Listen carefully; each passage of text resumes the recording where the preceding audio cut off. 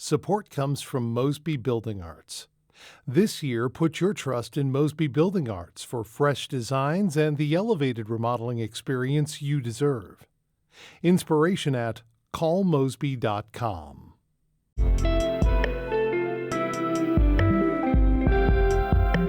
From the St. Louis Public Radio Newsroom, this is The Gateway. It's Friday, January 16th. I'm Abby Larico. The Missouri State Board of Education lowered the accreditation of St. Louis Public Schools earlier this week. Education Commissioner Carla Esslinger pushed back against the change. The provisional tag on the school district is not going to make that big of a difference as far as what they're doing next. We'll check in with St. Louis Public Radio's Hiba Ahmad, who spells out what is next for the district and breaks down a busy week on the education beat, coming up after this news on The Gateway. Riverview Mayor Michael Cornell has been arrested on multiple allegations of sexual assault. St. Louis Public Radio's Rachel Littman reports on the charges filed against the leader of the North St. Louis County town. Cornell faces 9 felony charges, including possession of child sexual assault material. One of the victims was under the age of 17. St. Louis County Police began investigating the mayor in December at the request of another local law enforcement agency, said Lieutenant Colonel Jerry Lohr. He's the head of criminal investigations for the county police department. Lohr says the victims were all acquaintances of Cornell and that he used his position as mayor to entice them. And it is disturbing and it is unfortunate. And once again, we will have to rebuild that trust with those people that we serve. Prosecutors believe there may be additional victims and are asking them to come forward. I'm Rachel Littman, St. Louis Public Radio. A former St. Louis alderman will go on trial next week, facing allegations of trying to defraud an insurance company. Brandon Bosley confirmed in federal court yesterday that he's not interested in a deal offered by the U.S. Attorney's Office. Under the agreement, Bosley would have pleaded guilty to fraud, and prosecutors would have dropped a false statements charge. Prosecutors did not offer a specific sentence. Bosley is accused of asking a business owner in his former 3rd Ward to inflate the cost of repairing a used Toyota Prius that was damaged in a 2021 accident. That allowed him to claim the car had been totaled and receive a check for almost $8,000. A former St. Louis University basketball player is among 20 people charged yesterday with a federal conspiracy to fix games. Bradley Azuero played 1 season for the SLU Billikens. Federal prosecutors say in February of 2024, he made sure his team played poorly in the first half of a game, ensuring gamblers could cash in on their bets against the Billikens. The indictment alleges players from more than a dozen schools were paid anywhere between $10,000 and $30,000 to compromise the games. Azuero later transferred to the University of Alabama, Birmingham, and no longer plays college basketball. St. Louis officials say they will use eminent domain in an effort to seize properties owned by Paul McKee's Northside Regeneration in North City. As STLPR's Kayvon Mansouri reports, the decision comes after a breakdown in negotiations with the developer. City officials say they'll move to acquire 89 blighted parcels in the Jeff Vanderloon neighborhood through the legal maneuver after negotiations over a possible purchase broke down. The vast majority of the parcels are owned by McKee's company. He originally bought them in an effort to restore the north side, but the project failed to live up to expectations. Ward 14 Alderman Rasheen Aldridge says the move to seize the properties will give neighbors hope. I know residents have been wanting to see this happen, to see accountability when it comes to property owners that are not being good stakeholders in the neighborhood. St. Louis Development Corporation Executive Director Otis Williams says negotiations with McKee and Northside Regeneration had been ongoing last year but fell apart. The decision sets up a possible legal showdown between the city and McKee. I'm Kayvon Mansouri, St. Louis Public Radio. St. Louis County health officials say they disagree with updated federal childhood vaccine guidelines. They're part of a growing number of city and state health authorities breaking with new immunization guidance from the Centers for Disease Control and Prevention.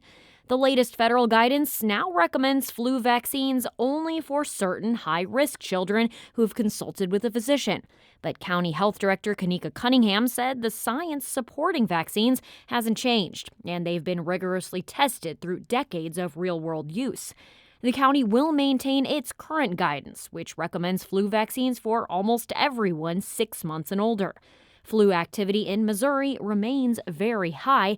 That's according to CDC data. Missouri Senate Democrats spent roughly 2 hours yesterday filibustering the first batch of gubernatorial appointments brought before the Senate.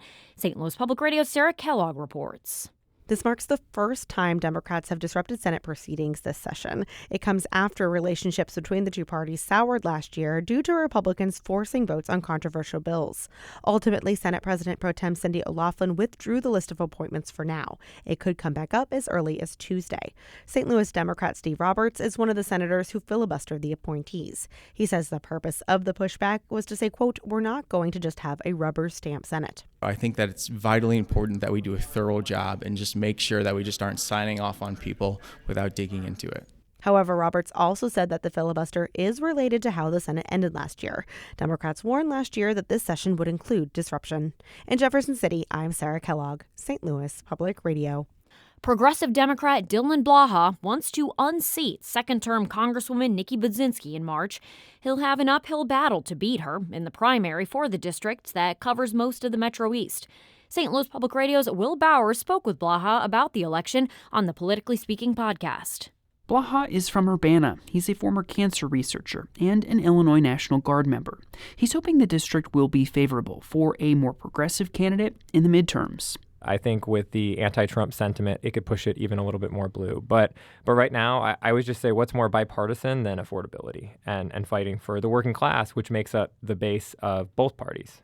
While Blaha and Budzinski agree affordability will be the key issue in the midterms, Blaha believes the second-term Congresswoman has compromised too much with Republicans on immigration.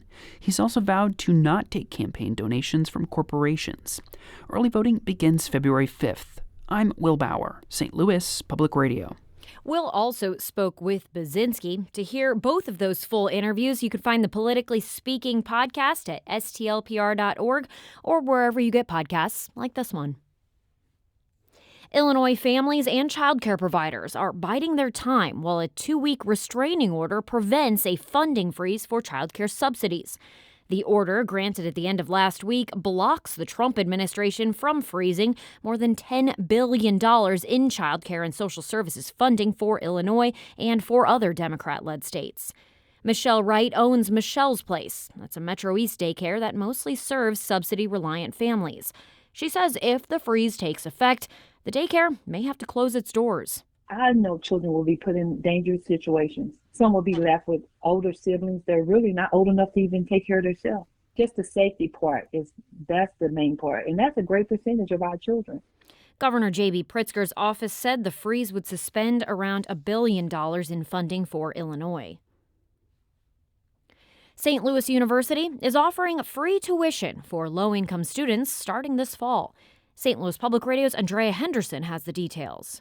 St. Louis University is covering tuition for incoming freshmen whose families earn up to $60,000 per year and have limited assets. The Jesuit University's Tuition Promise program aims to cut cost barriers to higher education. The full undergraduate tuition will be paid through federal and state grants and other funding sources. Alex Delanis is SLU's Assistant Vice President of Student Financial Services. Our hope was that families could look at it very early on and figuring out that SLU could also be affordable for them and not just run away at that sticker that we're not going to ask them to pay. The income-based program will not cover books or room and board. Eligible students have until May 1st to make the initial enrollment deposit. I'm Andrea Henderson, St. Louis Public Radio.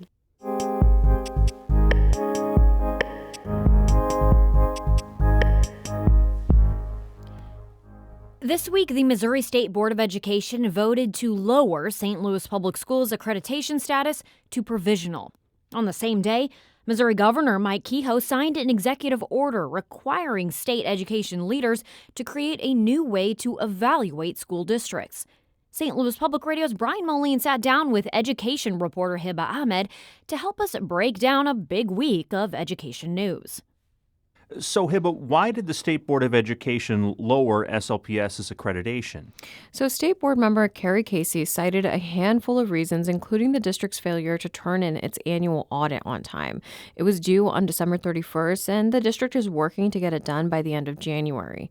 She also cites challenges related to transportation, finances, and all of the leadership turnover that we've seen. Unless we hold our schools accountable, the children of Missouri will suffer.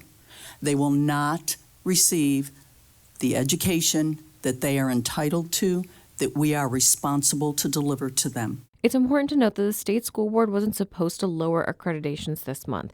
They were planning to do it in January of 2027, so a year from now. Many of these reasons are not things that the Department of Elementary and Secondary Education usually weighs when making decisions about school district accreditation. DESE uses the Missouri School Improvement Plan to hold districts accountable. It's in the process of collecting one last year of data for the annual performance report. That's a score that DESE gives to each school district that takes into account things like academic performance, attendance, and school finance, health, and whether a superintendent has their certification. In the case of SLPS, it's really checked all the boxes in a lot of these areas. It's shown growth in academic performance over the last 3 years. Its current interim superintendent has certification, and it has enough of a fund balance to cover its expenses for now. But ultimately the board voted 6-1 to lower the accreditation anyways. All that said, Hiba, the district does have its challenges, right? Absolutely. The district has had at least 4 superintendents over the last 3 years. The Missouri State Auditor Scott Fitzpatrick said in an audit last year that the district was on a pathway to bankruptcy if it didn't course correct, which the district says that it's working to do. But, Education Commissioner Carla Esslinger, so that's the top education official in the state of Missouri, pushed back against the board's recommendation to lower its classification. The provisional tag on the school district is not going to make that big of a difference as far as what they're doing next. They're not going to lose any funding. They already have charters in their district, so there's no expansion of charter. What does it actually do? So, Hiba, what was the district's reaction to all this? Yeah, the district said it was completely blindsided by the decision and felt as though the district was being singled out for some reason. During the monthly school board meeting, President Karen Collins Adams said she was disappointed in the outcome, but said the district is moving forward. The district is confident that the continued measurable progress will support a return to full accreditation. SLPS remains focused on its mission, serving students, supporting educators, and strengthening trust with families and the community. And of course, Interim Superintendent Myra Berry sent a letter to families stating that this does not impact academics or funding, and high school seniors will still be able to graduate with accredited degrees. And the other news this week, Governor Mike Kehoe also weighed in on how school districts should be evaluated. Can you tell us a little about that? Yeah, so Governor Kehoe signed an executive order on Tuesday, so the same day that SLPS saw its accreditation lowered, demanding that the state school board work with DESE to revamp accountability reports to adopt an A through F grading system for school districts to make it easier for families to understand how their students' school districts are performing. Currently, DESE uses a 100-point scale and awards a number to a school district. It's unclear how this new school evaluation structure will impact accreditation changes in 2027, but Kehoe has demanded that DESE turn in a plan for this new grading system by June. Hiba, thanks a lot for this breakdown. Yeah, thanks, Brian. That was St. Louis Public Radio's Hiba Ahmad and Brian Moline discussing this week's education news. The Gateway is a production of St. Louis Public Radio, a listener-supported service of the University of Missouri St. Louis. Music by Ryan McNeely of Adult Fur. No podcast on Monday over the long weekend in observance of Martin Luther King Day, but we will be back in your feeds on Tuesday. I'm Abby Larico, and from the St. Louis Public Radio Newsroom, thanks so much for listening to The Gateway. Have a fantastic weekend.